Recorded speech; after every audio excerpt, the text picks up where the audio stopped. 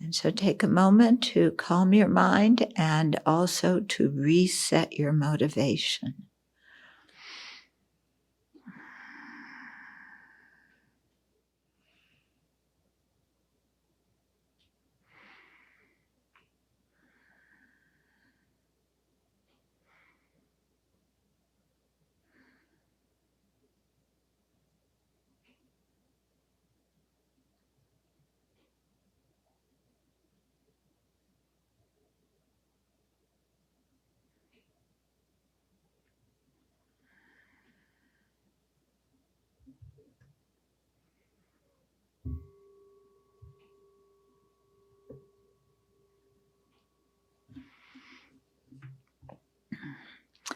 Okay, so there were 3 questions that were left from this morning. I'll go through them briefly and then we'll continue with the text. So someone asked, how can we use logic to discern that we've mistaken a discordant cause for a concordant cause? Well, if you look at the result of what you got and it doesn't match what you thought it was, then you know you were attributing a discordant cause to that result. You could just check a little bit more deeply and see, is that cause really the cause of that result, or are there other factors that could be the cause? Okay, so for example, often when we're angry, we say, oh, that person made me so angry. Okay, so meaning they are the cause of my anger. Yeah, that person is the cause of my anger. Okay, but if we look closely, it isn't really that person that's the cause of our anger. Okay, the principal cause of our anger is that we have the seed of anger inside of us. We haven't eliminated that seed of anger. And so when someone does something that we think we don't agree with or that affects us adversely, then we say they are the cause.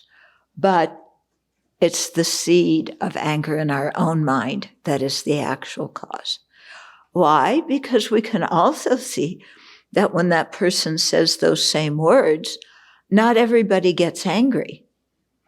If what that person said were the cause of my anger, they made me angry, then what they said would make everybody angry. Okay, but it doesn't. Why? And it's not necessarily because they don't have the seed of anger inside of them, but because I have not only the seed of anger in me, but I also take those words personally, and my self-centered mind doesn't like it.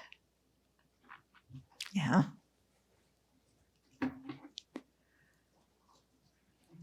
So that's a good example of misattributing the cause of our feelings, isn't it?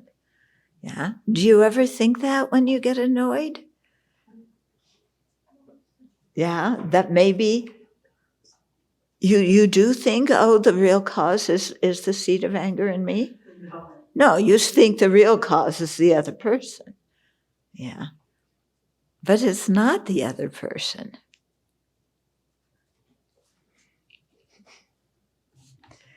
Okay. Then second question is, so there isn't a first cause for everything to arise, or we don't know what that cause is. No, there is not a first cause. If there were a first cause, how did that cause arise?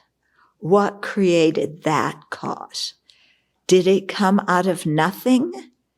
Out of nothing can something arise? Something that functions, that is a cause, that is produced, must be produced from a previous cause. It cannot just arise without a cause. Okay? If we said that things arise without a cause, then, why doesn't it happen now? Very often things happen unexpectedly to us, but they still have causes. Yeah. And sometimes things, we cannot identify the cause, so we say it's magic, but actually there is a cause. Okay. So there's no first cause. It's kind of like when you're in math class and, there's negative numbers and there's positive numbers, and there's no first number on the negative side, and there's no last number on the positive number side. And you may say, well, there has to be. But my saying there has to be doesn't mean that there is. Okay? Because if I search and I try and find the first number on the negative side, the last number on the positive side, I can't find it. Because it doesn't exist. Okay, then the next question is, in speaking about the causes and conditions as to why some people were at the towers and some people were not when the planes hit them, how does karma have a role in this? Or does karma have a role in this? For instance, could the ripening of one's karma have created the cause for them to have been at the towers and subsequently killed? Yes, that very much has to do with karma, okay? Because in previous lives, we may have created the cause to have this, what they call an untimely death. In other words, you still have a lifespan left, but an incident happens in an untimely way that cuts your lifespan short. So that happens because of karma, the karma created in past lives. Okay. I say this to Buddhist groups, but I do not say this to people who are not Buddhist, because if they don't understand karma, then they get very upset if they think that their loved one did something in a previous life that caused this kind of result. That's very upsetting to them. So I don't explain that to people who don't believe in karma.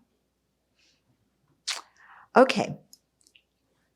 Back to our book, on page 7, towards the bottom. Okay. So if Buddhists do not accept a self, who takes rebirth? Okay. So this is the thing. The Buddhists do accept a self, but not an inherently existent one, and not a permanent, unitary, independent one. Although the Buddha refutes a self that exists independent of all other factors, he accepts a conventional self that is dependent on causes, conditions, and parts. This self is designated independence on the body and mind. So the question of whether the self has a beginning depends on if the body and mind have beginnings. The body is material in nature. Scientists currently say that all matter can be traced back to the Big Bang. How did the Big Bang occur? There must have been some material substances, energy, or potential for matter that existed before the Big Bang, and conditions must have been such that it exploded. Here, too, we see that things must have causes that are affected by other conditions and therefore change and give rise to something new, and that those causes must be in accord with the kind of result that they bring. Okay. So that's on the physical side, the side of matter, in the universe. Then regarding the mind, our minds change moment by moment, The mind is impermanent and arises due to causes that have the ability to produce each moment of mind. Okay, so the first moment of mind in this life, it's the first moment in this life. It doesn't mean it's the first moment ever. Okay, but the first moment of mind in this life has a cause, because without a cause, it could not exist. The cause of our minds was not our parents' minds, because both of our parents have their own individual continuity of consciousness, as do we. Okay. If our minds were, break off parts of our parents' minds, then our parents did lose their mind when they had us. Okay. But the substantial cause of our minds, the cause that turns into the mind, cannot be our bodies or the sperm and egg of our parents, because the mind and body have different natures. The mind is formless and has the nature of clarity and cognizance, while the body has physical and material characteristics. The only thing we can point to as the cause of the first moment of mind in this life is the previous moment of that mind stream in the previous life. Okay? So this continuity can be traced back infinitely, with one moment of mind producing the next moment of mind. There is no beginning. So with both the side of matter and the side of consciousness, we can't find an original cause. Okay. Then there's a reflection. So there's reflections throughout the book. These reflections are very good reviews about the section that we just read. They're also very good meditation outlines. And so you can use them in your analytic meditation. So here, first reflections. Consider, first, everything that is produced arises from causes. Nothing can arise causelessly. So here you would think of all the different things that you come in contact with and really think how they arise from causes, not from causelessly. Not causelessly, not out of nothing. Okay. And then second, to contemplate that causes are impermanent. They must cease in order for their result to arise. So going back and thinking of all these things, you can think of relationships, people, events, physical properties. At lunch, we were talking about gravity, so you can consider all of those things. And then, the causes are impermanent and that they have to cease in order to produce something new. Where we may get confused is when the thing they produce that is new looks like the thing that was the cause. And that makes us think that the thing didn't change. Okay? Because it looks just exactly the way it looked before, or it functions the way it looked before. But actually, when you talk about things, okay, in a continuity, like we were talking about gravity, you have the first moment of gravity, the second moment of gravity, like when something's falling. You have the gravity when it first is released, then the second moment of gravity, the third moment of gravity. As it falls, there's different moments of gravity, okay? And so those, they change because the relationship between the object and the center of gravity is changing, right? Did I get it right? Yeah, our physicist approves. Thank you.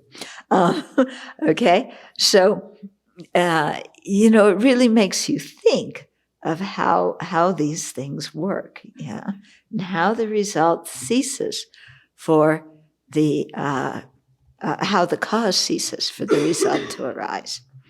Okay, then 3, there is a concordance between a cause and its result. Okay, a specific result can only arise from the causes and conditions that are capable of producing it. Okay, and those causes and conditions are plentiful. So we cannot always isolate every single cause and condition. When we talk about causes, we're talking about the principal thing. In terms of many things, we talk about the substantial cause. So it's the actual thing that ceases and turns into the result. The cooperative conditions are things surrounding that cause that facilitate it changing. Okay, so we always use the example of seeds. We used to joke when we used to go to our Madhyamika class that we're going to gardening class, because we're always talking about seeds and sprouts. But if you look at it, there's a relationship between the seed and the sprout. One has to cease for the other one to arise. Things are not causeless. And there has to be a definite relationship. And there's many, like I said, many causes and many conditions. So for the seed, you need water, you need fertilizer, you need heat.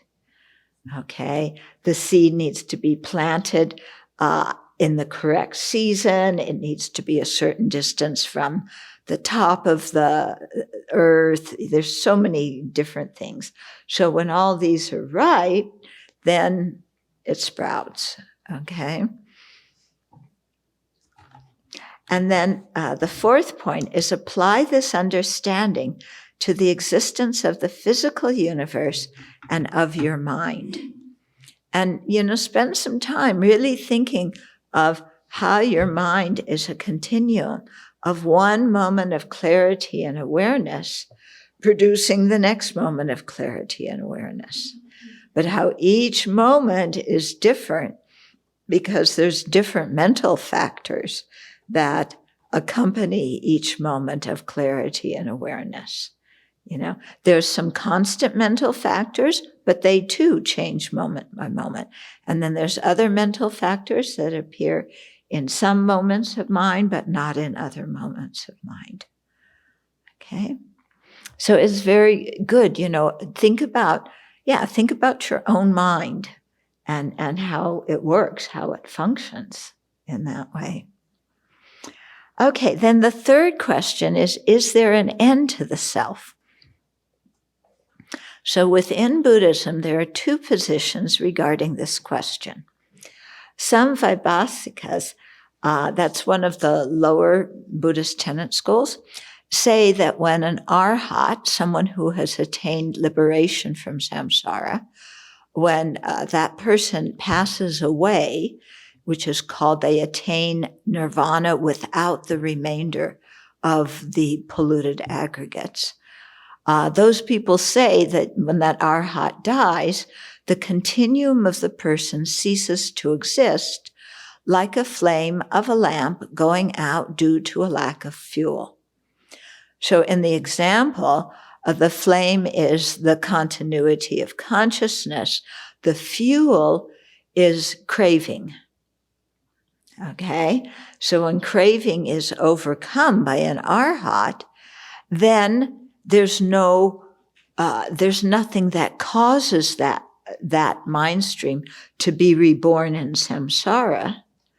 And so this particular school says, therefore, the stream of consciousness ceases.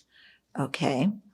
Because the polluted aggregates are produced by afflictions and karma, when arhats pass away, there is no continuity of their aggregates, since their causes, afflictions and polluted karma, have been ceased. Okay? That's how they explain it. Because the aggregates are necessary for the existence of a person, okay, when the aggregates are referring to the body and mind. So when because they're necessary for the existence of the person, they say that the person no longer exists because the aggregates no longer exist.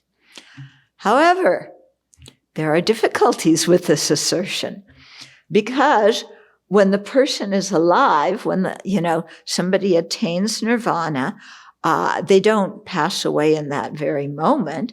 They continue to live. They're a liberated being. So when that person is alive, there is no nirvana without remainder of the polluted aggregates because they're alive, so they have the remainder of the polluted aggregates.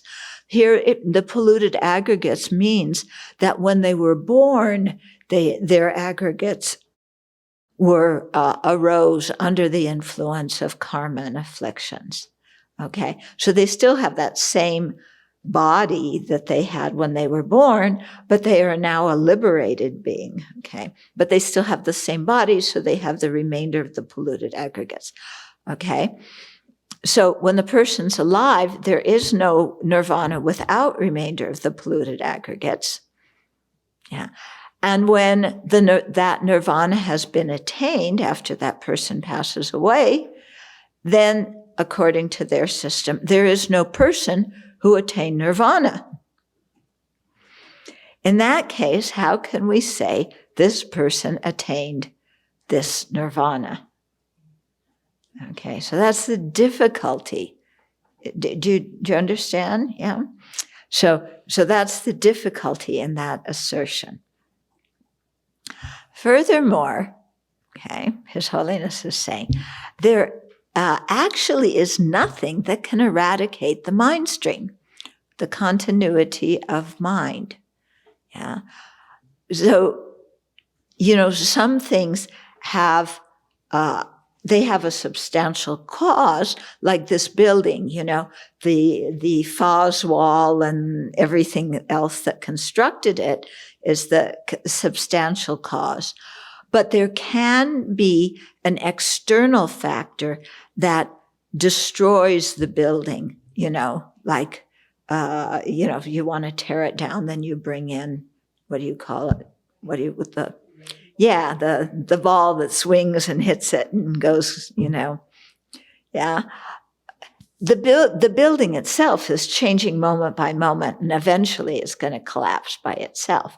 But there can be another cause introduced that makes it collapse earlier, okay?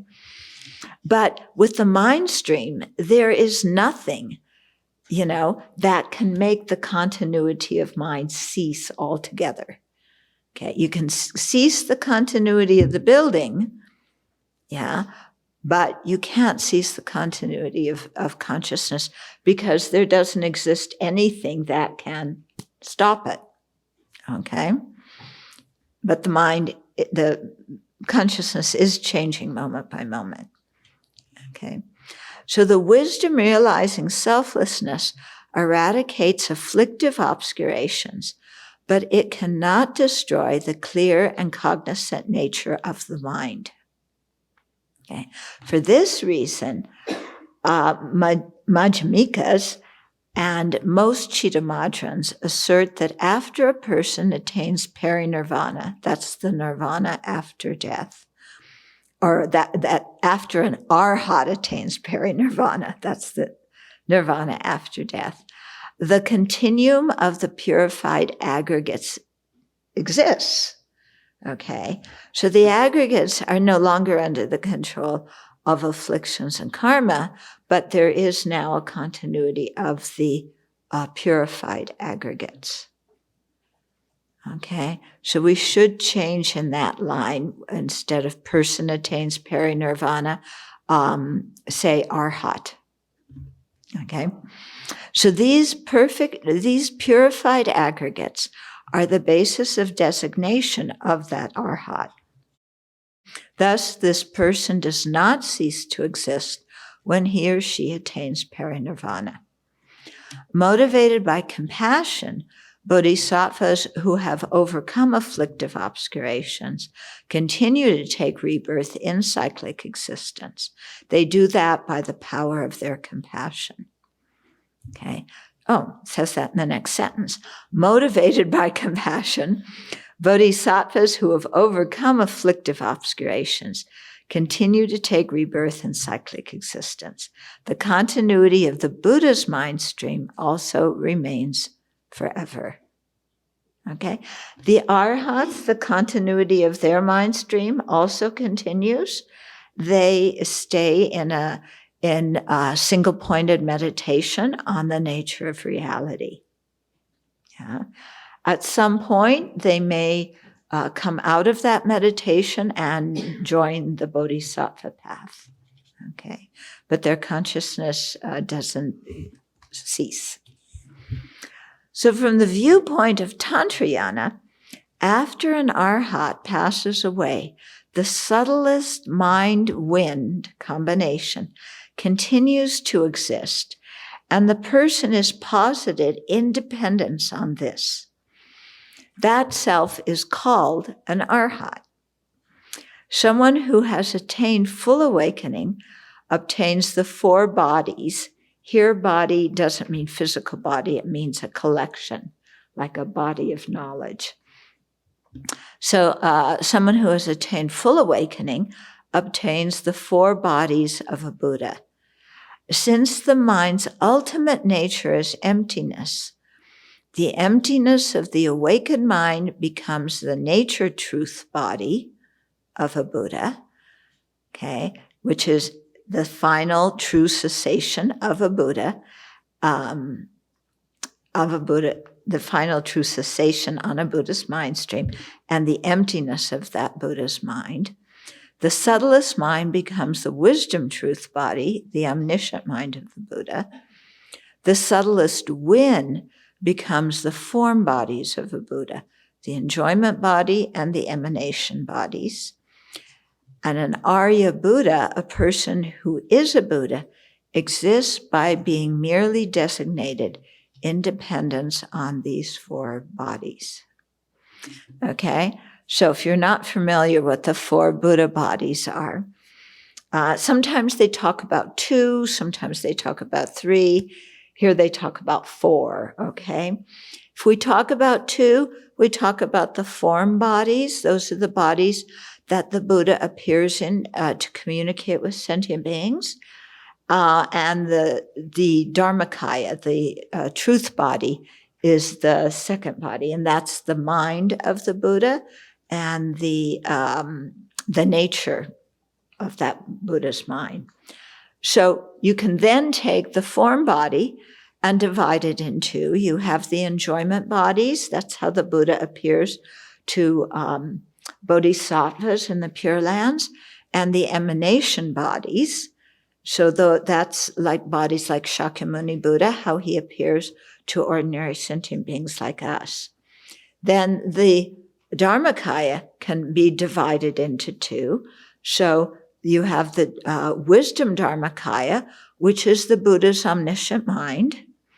And you have the nature Dharmakaya, which is the emptiness of that Buddha's mind and the true cessations on that Buddha's mind. Okay, that's how you get four. So the emptiness of the Buddha's mind is the ultimate nature of that mind. Yeah, the true cessations, we'll get into this later when we talk about true cessations, but the true cessations is the cessation of different levels of afflictions that, obscure the mind. Okay? There's a glossary in the back of the book if you come up with terms that you haven't heard before. I'm trying to explain some of them here. Okay, now, next topic, the Four Truths. So in classical India, many spiritual traditions spoke about the unawakened state of samsara and the awakened state of nirvana, each tradition having its own description of dukkha, its origins, its cessation, and the path leading to that cessation. Samsara means to be reborn with karmically conditioned aggregates. Okay. Specifically, samsara is our 5 aggregates subject to clinging and appropriated due to afflictions and karma.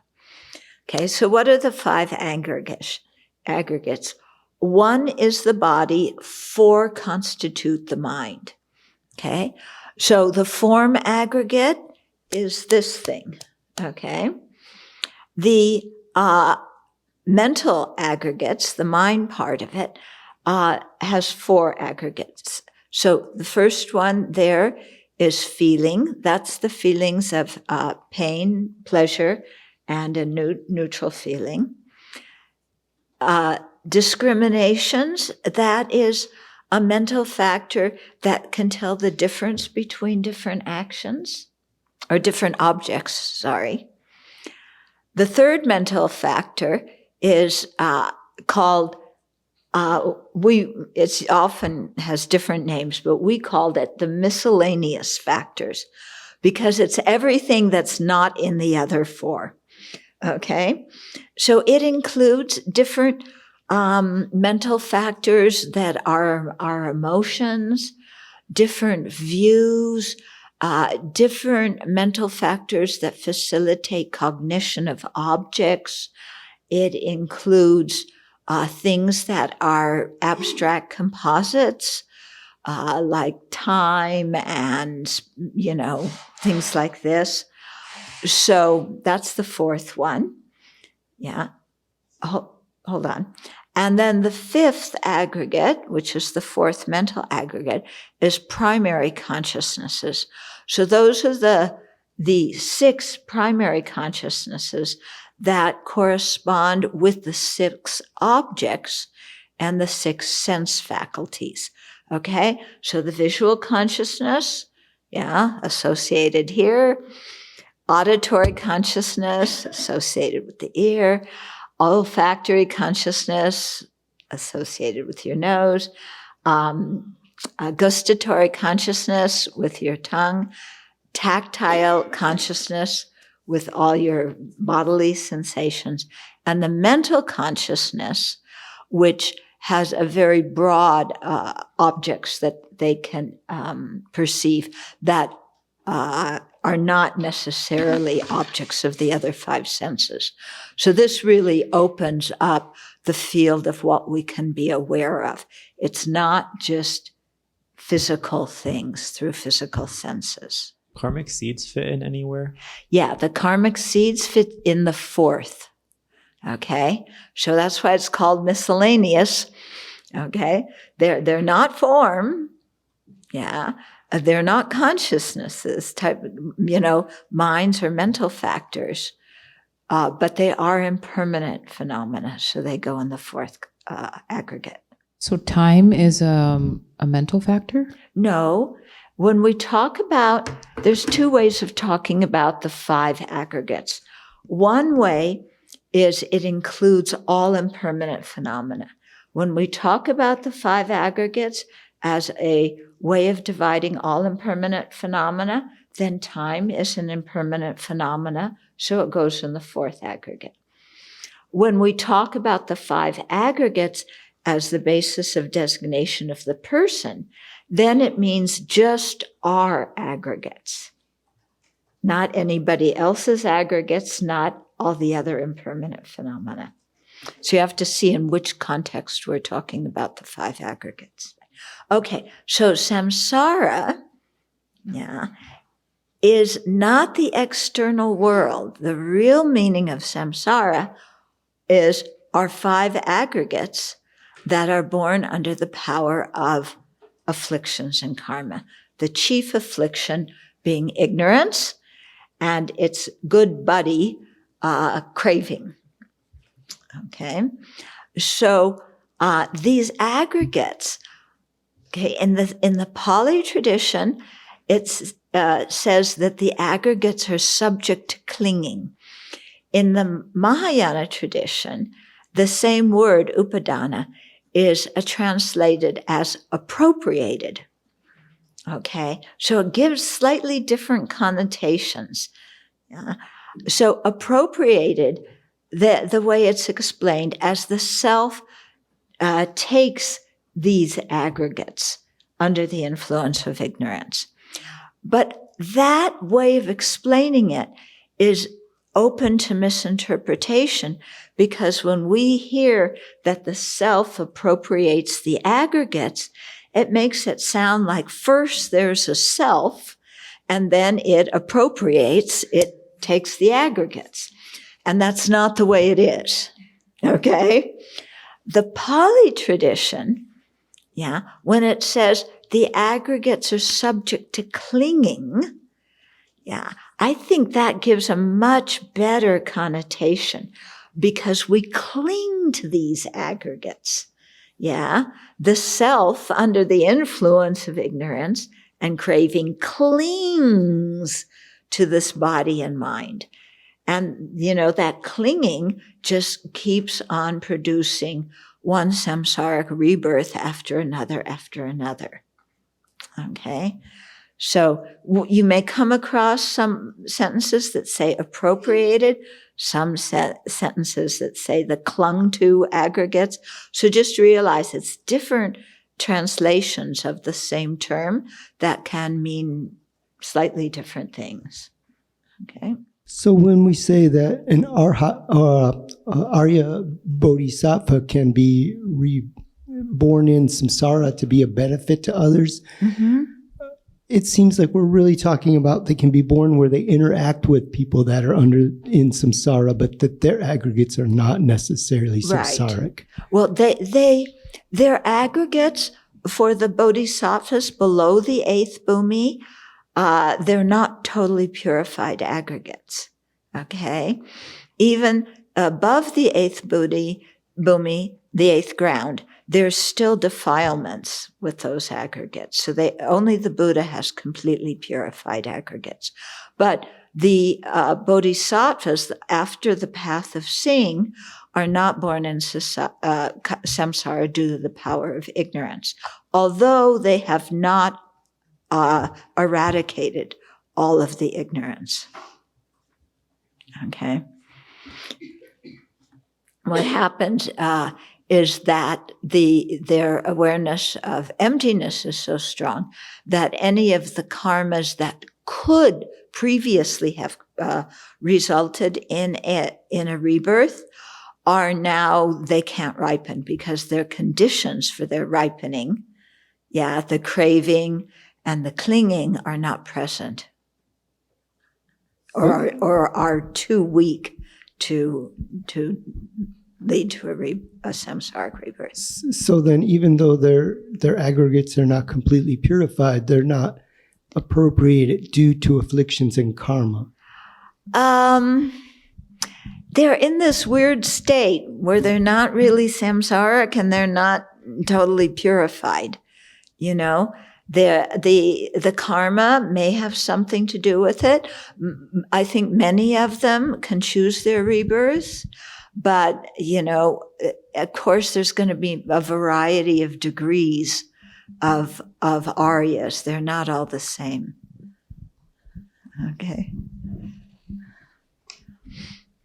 Okay, so liberation is freedom from the bondage of rebirth with the polluted aggregates, impelled by afflictions and karma. Polluted means under the influence of ignorance. Okay, and sometimes it means under the influence of ignorance or the latencies of ignorance. So liberation comes about by ceasing the ignorance and karma that cause cyclic existence.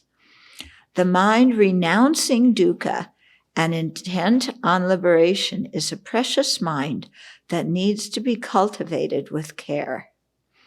Renunciation does not mean relinquishing happiness.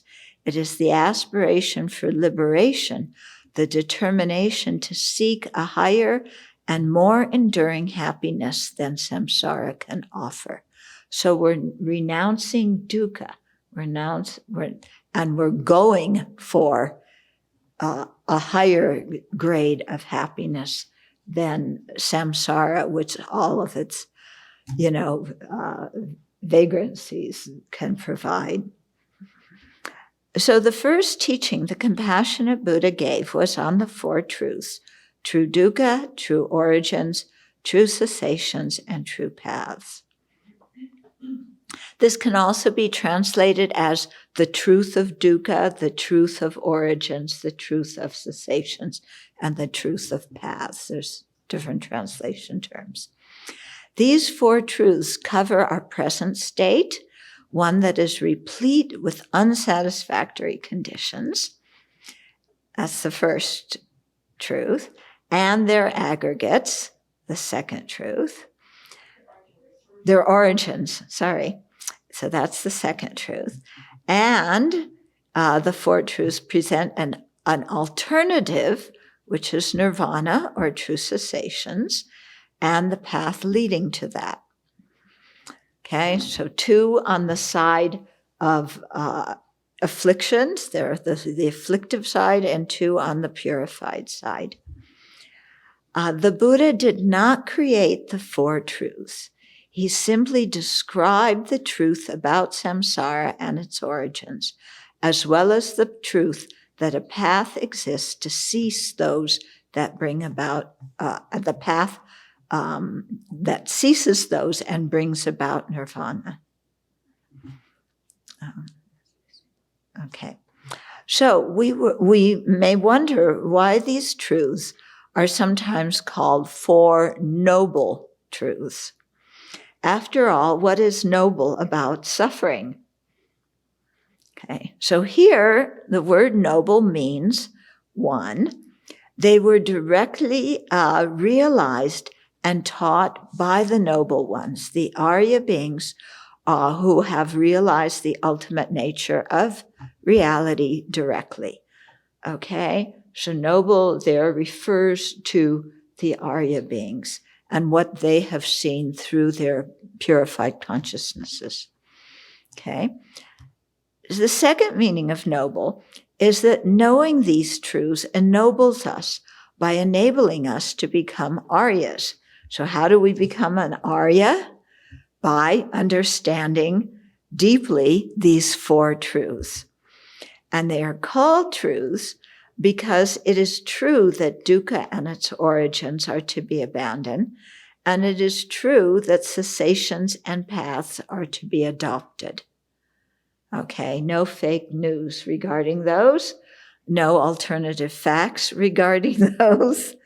Okay, these four are true according to the perception of the Aryas, and they are true in the sense that they form a non-deceptive explanation that will lead us beyond suffering. Okay, so we can rely on these four truths because they are non-deceptive. And when we understand them deeply, that will lead us beyond the dukkha of samsara. So the Buddha spoke of the four truths in many sutras. In the first turning of the Dharma wheel, that's the first set of teachings that the Buddha gave, the Buddha presented the four truths by means of 3 cycles. Okay, so the first cycle, he then identified the nature of each truth. Okay, then in the second, he spoke of how to engage with each truth. And then in the third, he described the result of realizing each truth. Okay, so the nature, how to engage with each one, and the result of realizing it. Okay, so now he's going to explain what those 3 mean. So the nature of each truth. In terms of their nature, true sufferings, or true dukkha, are the polluted aggregates that are principally caused by afflictions and polluted karma. More broadly, okay, true dukkha consists of polluted bodies, minds, environments, and the things that we use and enjoy. Okay, so a more restricted definition of true dukkha, polluted bodies and minds are aggregates. Yeah, that's the real samsara. But also included in true dukkha are the things that we contact in samsara, our external environment, the gong, the thermos, the microphone, the table. Yeah. Now you might say, well, why are these things considered true dukkha? Okay. Because our mind can generate afflictions with respect to these things. Okay? I can look at the thermos and go, wow, what an incredibly beautiful color this is. And it's so useful, and it's much better than the thermoses, that I can't drink directly from because they have a different kind of spout. This thermos is really great. And I get attached to it. I much prefer it to other thermoses. Okay? So that's why it's called a true dukkha, because my mind can get attached to that. Mm-hmm. So in the Compendium of Knowledge, Asanga says, if one asks what is true dukkha, it is to be understood both in terms of the sentient beings who are born, as well as the habitats in which they are born. So this world, came about due to many causes and conditions. This we'll cover in chapter 6, the one I told you where I asked His Holiness those questions directly. Okay, so there's the physical causes of this universe. But His Holiness says that as this universe was forming, the karma of sentient beings who were likely to be born there influenced how the universe formed. And he gave the example of if you are constructing a building, you aren't living in that building yet, but your mind influences how the building is constructed. Okay, so it's similar in that way. So the body and mind are internal true dukkha because they are in the continuum of a person. Okay, that's called internal when they're a part of the continuum of the person. Okay, the environment and the things around us are external true dukkha, which are not a part of a person's continuum. So the piece of paper, the clock, the Ricola cough drops, all these things, okay? All true origins are also true dukkha. So true origins, all, ignorance, anger, attachment, these kinds of things. They are also true dukkha because they are part of our 5 aggregates, okay? Although not everything that is true dukkha is true origins. This thermos is not a true origin. It does not cause samsara. It's not an affliction, okay? All afflictions are unsatisfactory, but our bodies and our habitats, which are unsatisfactory, are not the causes of samsara. Okay? They are a product of, the product of the causes of samsara. So what propels this process of uncontrollably and repeatedly taking the psychophysical aggregates of a being of one of the 3 realms? Okay, so here samsara is divided into 3 realms. We'll get into this more in a later chapter. So the first one is the desire realm, because it's so called because the beings in it are very attached to sense objects. Okay, and when you think of it, this is us, isn't it? We're always engaged with external things, judging them, wanting them, pushing them away. Yeah. The form realm, the second realm, is a realm that beings are born into when they attain a certain level of concentration called the dhyanas or jhanas in Pali. Okay, so there they have, they don't have a physical body like this, but they have a body, you know. And then the formless realms, they don't have a body. Tantra says they still have the wind, but they don't have a body as, you know, as we usually think of it. And those beings are born there because of even deeper states of samadhi. Okay. So those are the three realms of samsara. Okay. So what propels this? Yeah. It is the true origins of dukkha. Okay, so here he's defining each of the four truths. Okay, afflictions and polluted karma. Okay, the chief affliction, that is the root of samsara, is the ignorance grasping inherent existence. That is a mental factor that apprehends phenomena as existing in the opposite way than they actually exist. Okay? So things exist dependently. Ignorance apprehends them as existing independently, totally in the opposite way. That's what the next sentence says.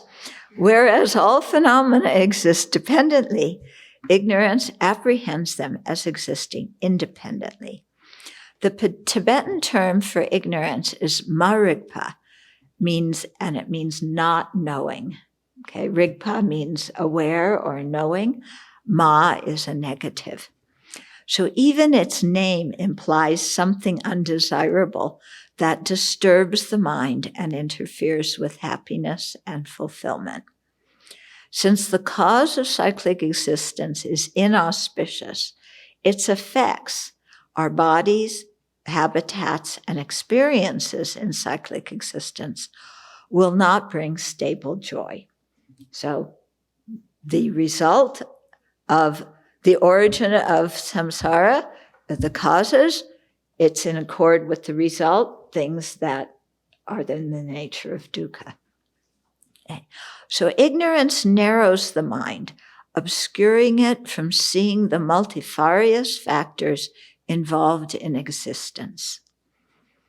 From ignorance stems various distorted conceptualizations that foster the arising of all other afflictions, especially the three poisons of confusion, attachment, and animosity. Okay, so ignorance is the root. Yeah. There are different ways of seeing ignorance according to the different Buddhist tenet systems. We'll get to that. Okay. But ignorance makes the mind like this, and it clouds and obscures the mind so that we cannot know things as they are. Okay. It produces other conceptualizations. For example, we think that things that are impermanent are permanent. We think that things that are impure or foul are pure. We think that things that are the nature of dukkha are actually happiness. And we think that things that lack a self have a self. So those are the four distorted conceptualizations, yeah.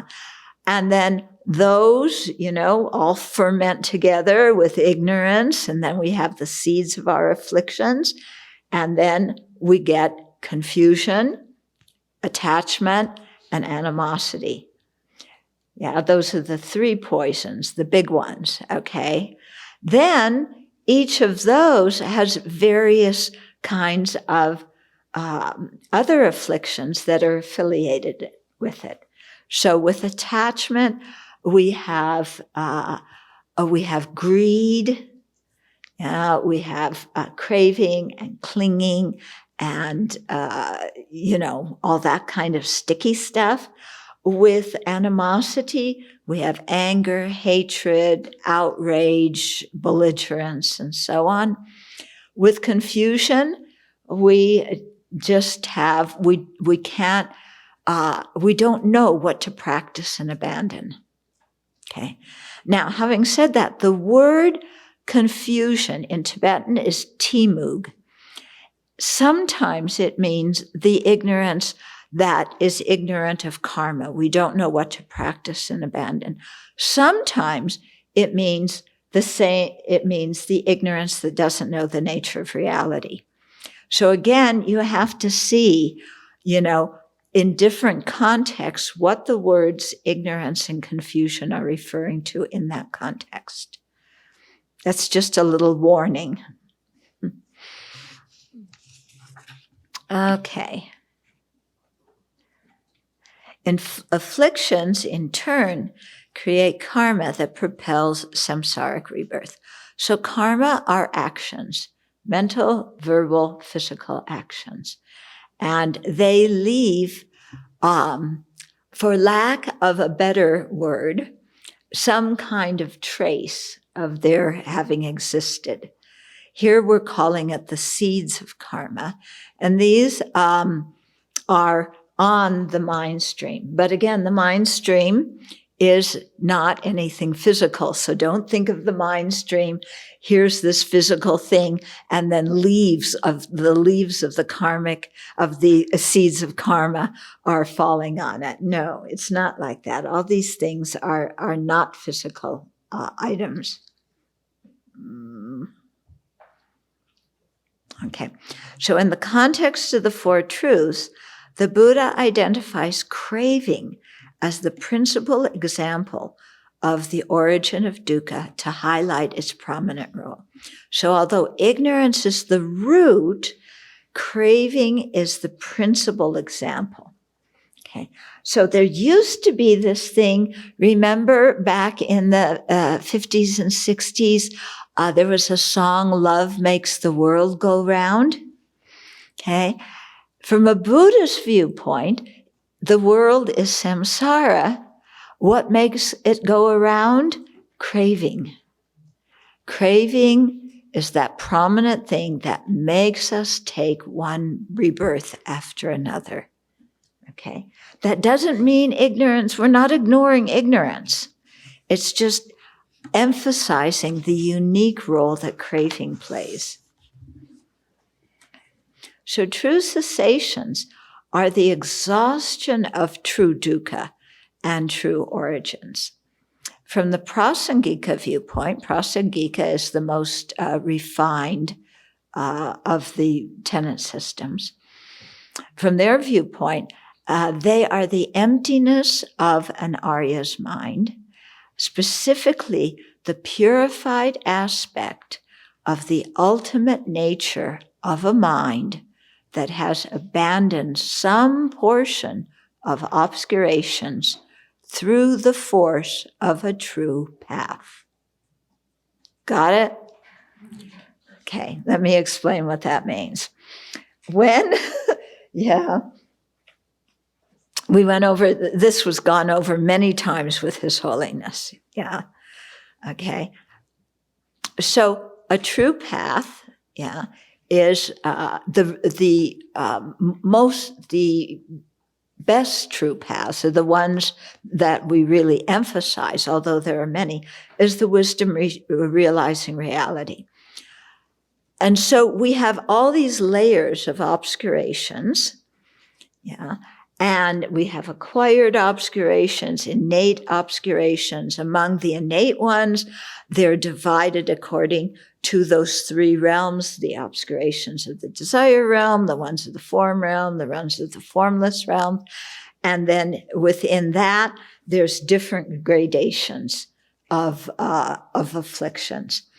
So when when somebody realizes emptiness directly, then they begin to eliminate these gradations of afflictions. It isn't that you realize emptiness and bongo, all your afflictions are gone. I mean, they've been with us since beginningless time. It's going to take a while, yeah, to obliterate them. So we start, using that true path that realizes emptiness to eliminate different layers of obscurations. And so according to the different layers of obscurations that you eliminate, you obtain different stages of the path.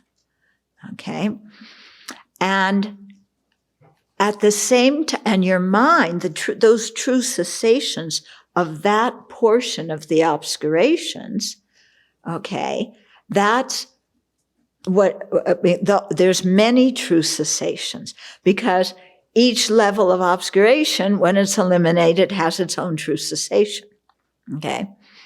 So as the mind is getting purified by eliminating those various levels of obscuration, the emptiness of the mind, which is one nature with the mind, is also being purified.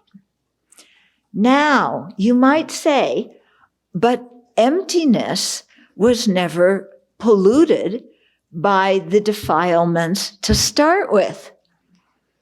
So how can emptiness be defiled, and how can it be purified? So this is my question, yeah? So the answer is that when the mind is polluted, the emptiness, the very nature of the emptiness is, of course, pure. It is not affected by the afflictions. But because it is one nature with that consciousness, when the consciousness is covered by obscurations, the emptiness of that mind is also covered by obscurations. Because we can't see the emptiness of the mind directly, because those obscurations are in the way. So each time we eliminate a layer of obscurations or a level of obscurations from the mind, the emptiness of that mind that is one nature with it is also purified. Okay? Even though it was never actually polluted to start with, because those afflictions never entered into the nature of the mind, and they actually didn't enter into the nature of the conventional mind either. Okay? So, yeah, so true cessations, the emptiness of an Arya's mind is the purified aspect of the ultimate nature, the emptiness of a mind that has abandoned some portion of obscurations through the force of a true path. So it says through the force of a true path, because when the wisdom of realizing emptiness cuts those afflictions so that they cannot no longer arise, different states of samadhi repress the afflictions. Okay? And they sometimes use the word abandon to mean repress or suppress the afflictions. But suppressed afflictions are not eradicated from the mind stream. Okay? The only way to eradicate them is by the force of that wisdom realizing emptiness. The mind of samadhi cannot eradicate them. Okay. So true paths, he's still describing the nature of the first aspect here, the nature of the Four Truths. So true paths are Arya's realizations informed by the wisdom directly realizing selflessness. Okay. With the exception of ethical restraints or precepts, like the pratimoksha precepts, that are imperceptible forms, true paths are consciousnesses. We often think we hear the word true path and we think of it as an external. We are following the path, and we talk about it like an external path. We are following that path. Actually, the term path refers to a consciousness. Okay? So, with the exception of those ethical restraints that are imperceptible forms, you'll remember imperceptible forms from the last chapter of the previous volume. Okay. Then all the other true paths are consciousnesses. So Pali Sutras emphasize the Eightfold Path, which is subsumed into the 3 higher trainings as the true path. Of the 8, right view, the wisdom realizing selflessness, is what actually cuts the root of cyclic existence. Okay, so the 4 truths comprise 2 pairs, each pair having a cause and effect relation. So we start out with true dukkha, which is the result of the second one, true origins. And then with the second pair, we start out with true cessations, which come about due to true paths. Now you may say, well, why don't we start with the cause and then its result and explain it that way? Because first, to really get engaged with the Dharma, we have to realize our cessation of being locked in true dukkha. Only then.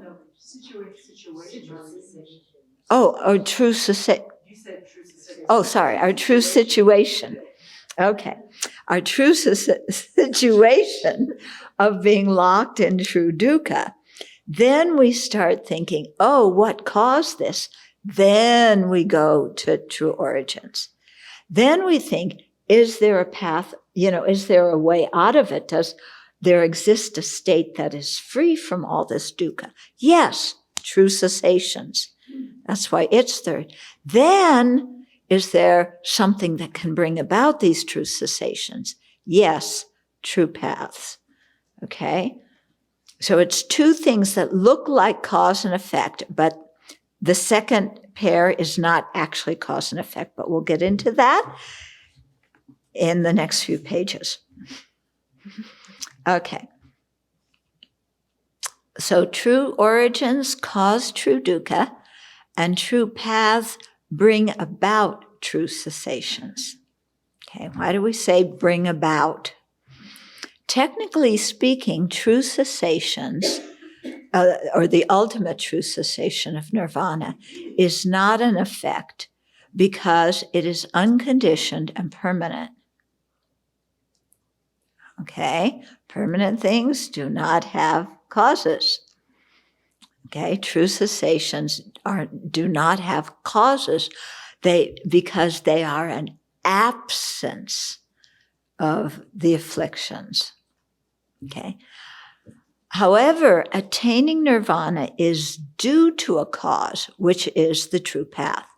So nirvana is permanent, but attaining nirvana depends on a cause. You have to practice the true path.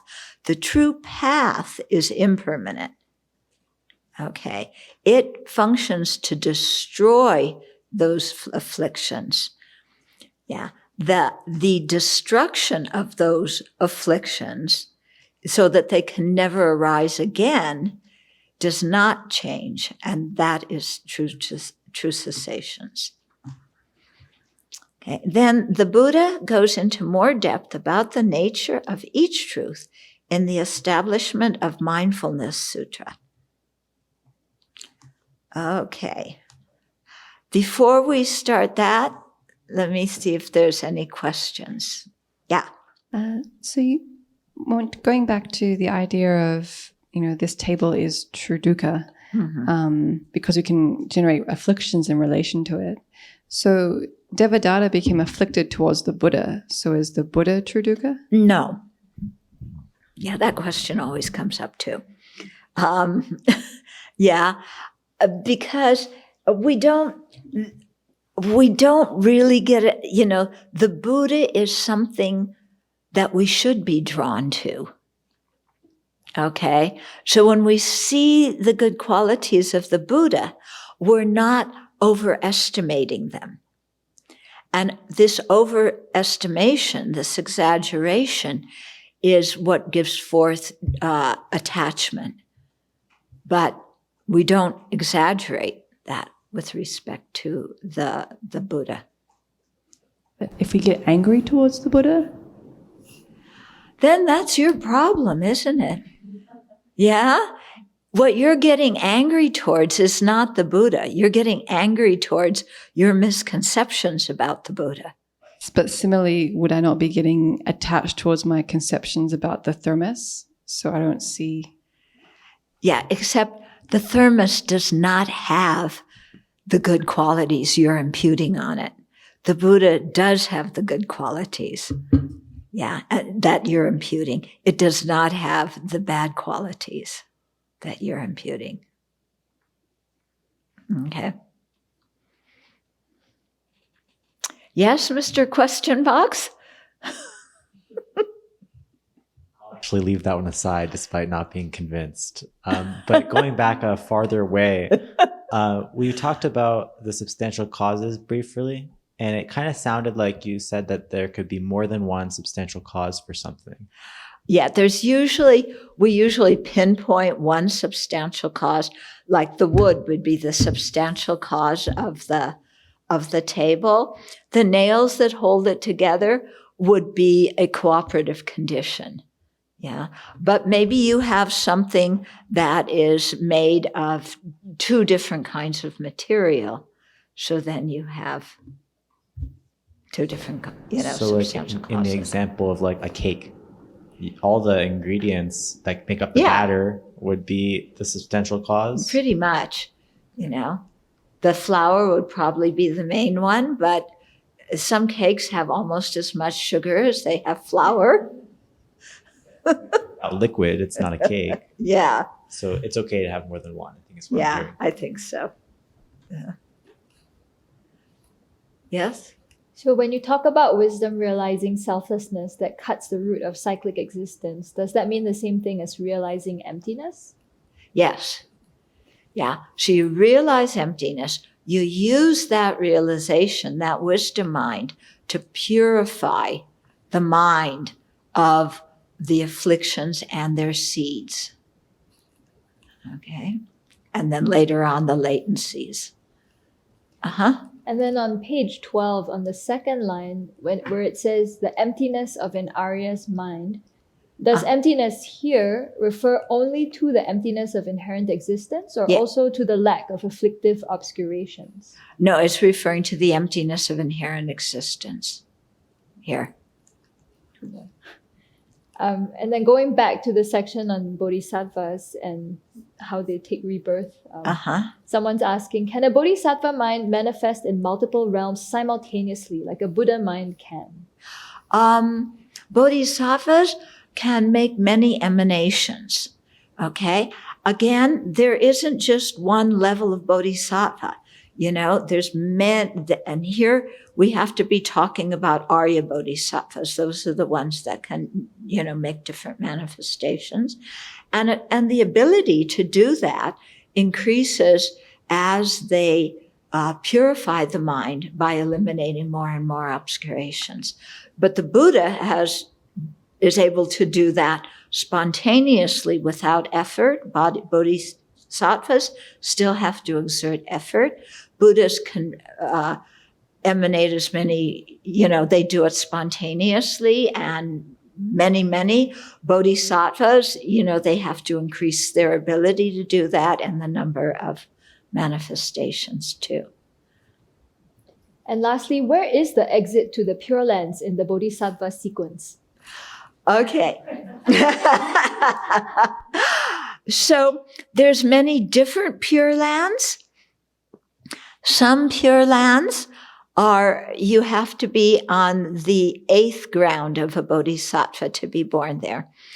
If you're talking about Amitabha's Pure Lands, this is one of the kindnesses of Amitabha, is he accepts ordinary people, okay? So you don't have to present your certificate of being an Arya. You can get in there with just the cheap pass of an ordinary being. However, that doesn't mean that just saying the Buddha's name is enough to get you reborn in Amitabha's Pure Land. There are many, many causes you have to create to be born there. Okay, so don't think that it's a cheap way to get to awakening. Yeah, it's a compassionate way from Amitabha, but there's many causes and conditions that have to be in place for that. Going back to the Vaibhasika assertion that when an arhat passes away, the continuum ceases to exist, that sounds like nirvana is the same as non-existence, which is very different than saying nirvana is, true happiness. Yes. I was wondering if you could clarify that. Yes, this is the tenet of the Vaibhasika. It's not the tenets that we hold. Okay? For practitioners of the Vaibhasika, it's not that that act is what actually happens, but it is for those people the idea of just ceasing samsara just gives them so much hope and inspiration. Okay, that they're content with thinking that's what they'll attain. Okay, for bodhisattvas, that's not particularly appetizing. Okay, bodhisattvas, are really driven to be of benefit to sentient beings. Is this enduring sense of self that we have an innate obscuration, or is it acquired? This sense of it depends how you define enduring. If you just think of it as permanent, then that would be an acquired obscuration. If you're thinking of it as an inherently existent me, one that is just really me, the essence of meanness that can never be destroyed, it's the real thing that's me, then you have grasping at inherent existence.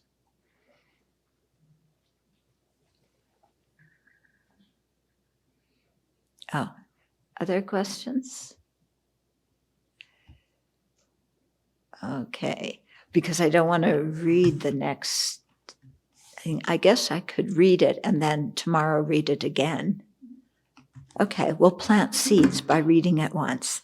And then we'll plant seeds again tomorrow morning. Okay, so this is what it says in the Establishment of Mindfulness Sutta in the Pali Canon.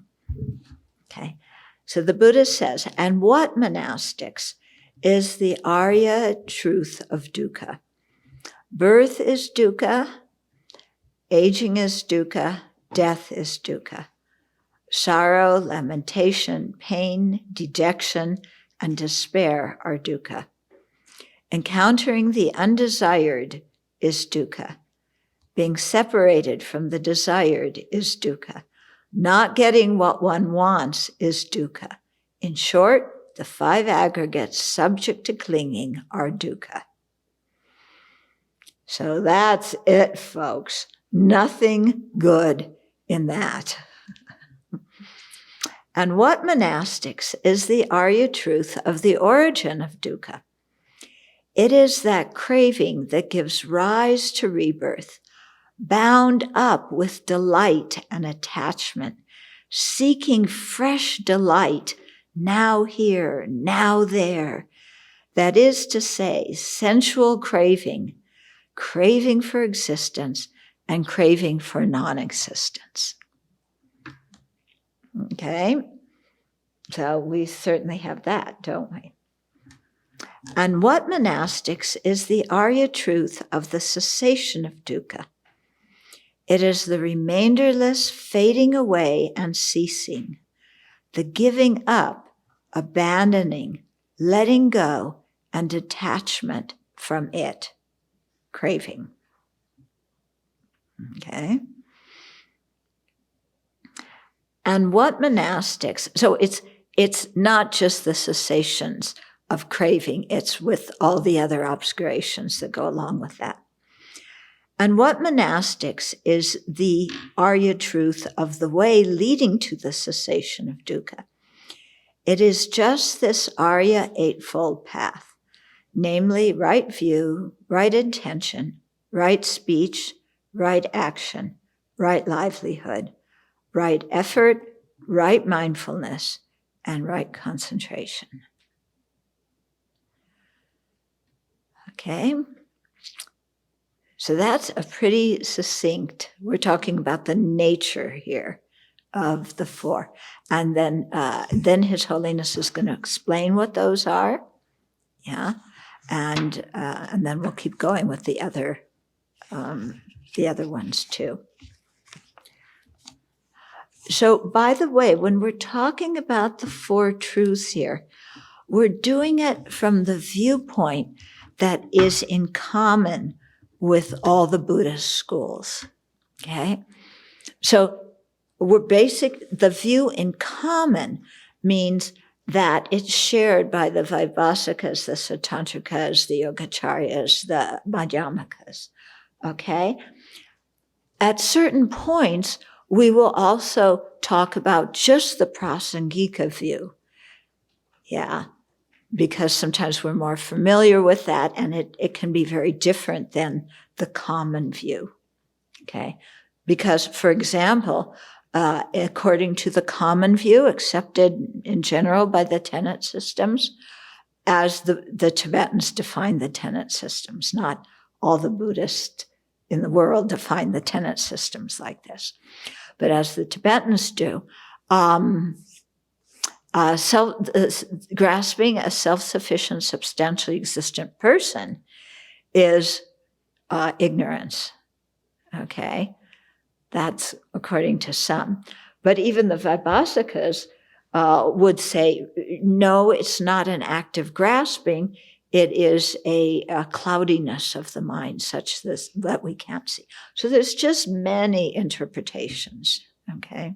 Just for clarification, was it the Buddha that explicitly said that nirvana was analogous to the extinguishing of a light in a lamp, or is that an interpretation Of the like a lamp being extinguished due to the lack of fuel? Is that explicitly the way in which? Yeah, that's in the sutras. But he's speaking to a certain kind of disciple there. Okay, so remember, the Buddha was a very skillful teacher, and he sussed out his audience, and the level of their disposition, their interest, what they're capable of understanding, what suits them at that particular moment of their development as spiritual beings. He talks to that. And so he will say different things to different people. If you don't understand that, then you think that sometimes the Buddha contradicts himself. But he's not. Okay. It's kind of like, when you're a little kid, remember the long road trips that you sometimes took with your parents? Even when you're a little kid, a 2-hour road trip is like really long. Yeah. Nowadays, people drive 2 hours to their job and 2 hours home. But I remember being a kid and like 2 hours to drive from home to that place. And so your parents tell you, we're almost there. Yeah. You've gone, kind of you've gone 10 miles on the highway. We're almost there. Yeah. We're not actually almost there, but they tell us that so that we'll settle down. We won't get too antsy, And then a little bit later, are we there yet? Yeah, remember? Are we there yet? Yeah. well, we're almost there. Yeah.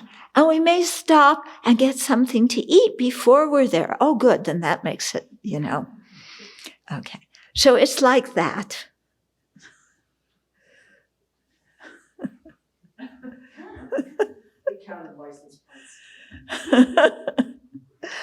Okay. So we'll close now.